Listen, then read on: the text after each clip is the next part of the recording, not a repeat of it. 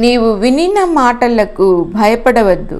యెషయా వారితో ఇట్లనెను, మీ యజమానికి మాటలు తెలియచేయడి. యెహోవా సెలవిచ్చిందేమనగా, అష్షూరు సేవకులు నన్ను దూషింపగా నీ వినిన మాటలకు భయపడవద్దు. యెషయా 37:6. 2 రాజులు 19వ అధ్యాయం, యెషయా 37వ అధ్యాయం యథాతథంగా 2 సార్లు బైబిల్లో రాయబడిన అధ్యాయాలు. వీటిని ఈ విధంగా రాయడంలో పరిశుద్ధాత్మ ఉద్దేశం ఉంది. రాజుల చరిత్రలోని ప్రవచనం అన్నట్లుగా ఇవి రెండూ ఉన్నవి. దేవుడు ఒక ప్రవచన గ్రంథంగా ఈ గ్రంథం రాపించుంటాడు.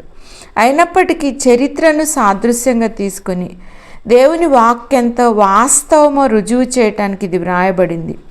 శత్రువుకు మాటలతో బెదిరించే శక్తి ఉంటే మాటలు లేకుండానే వదంతితో వధించగల శక్తి దేవునికి ఉంది. అందుకే యెషయా భక్తుడు నీవు వినిన మాటలకు భయపడవద్దు అంటున్నాడు. యెషయా 37:7. వదంతికి ఒక సంఘటన చెప్తాను వినండి.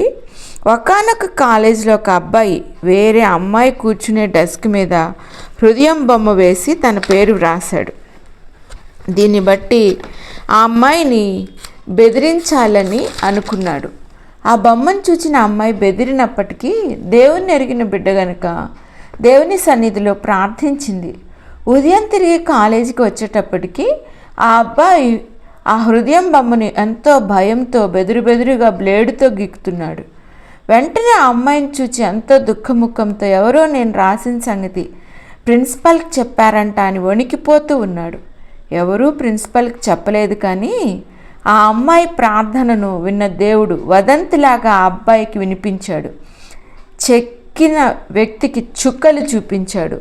దేవుని ఎరిగిన మనపైన దేవుని భయం లేకుండా ఎటువంటి నిందలు వేసినా మాటలతో బెదిరించినా బెదరనవసరం లేదు.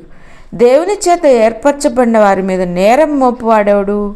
నీతిమంతులుగా తీర్చువాడు దేవుడే. రోమా 8:33. లోకంలో మనకేదైనా సంభవించినప్పుడు మనుషుల మాటలతో దాన్ని ఎక్కువ చేయాలని చూస్తారు.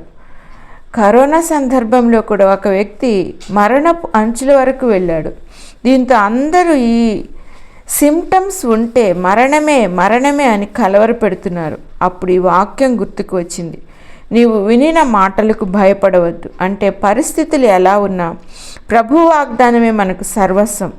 ఆయన మరణించిన వారినే లేపగా మరణం తథ్యమని బెదిరించే మాటలకు ఎందుకు భయపడాలి?